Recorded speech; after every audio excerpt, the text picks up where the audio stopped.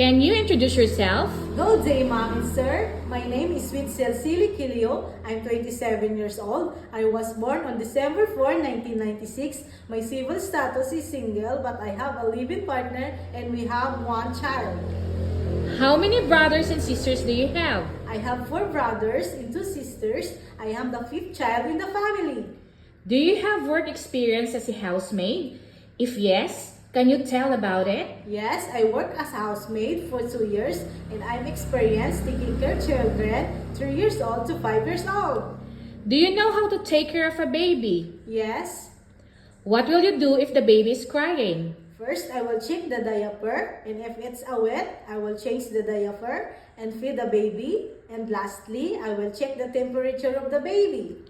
Do you have a long patience for kids? Yes, What will you do if the children are naughty?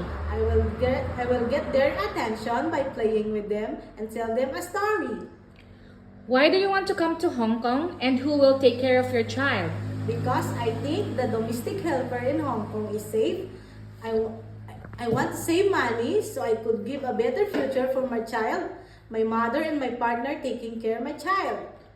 Describe your positive attitude. I am honest, kind, responsible, and trustworthy person. How can you handle your homesick? I will pray and focus on my work.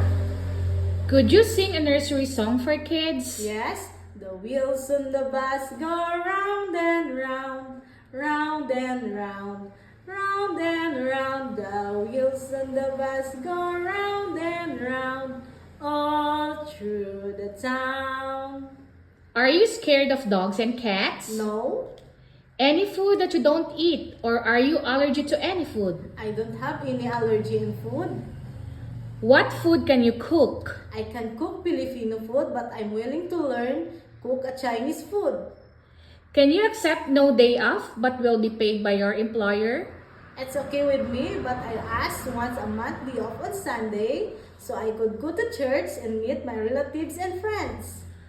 Are you willing to take care of elder persons and assist their needs? Yes, Are you willing to clean the car without extra pay?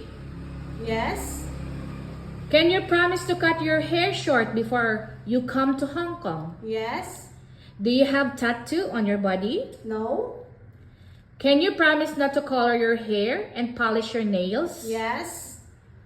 What is your message to your future employer? To my future employer, please hire me. I'll promise to do my best. I am honest, kind, responsible. I am hardworking. Thank you and God bless you, Mom and Sir.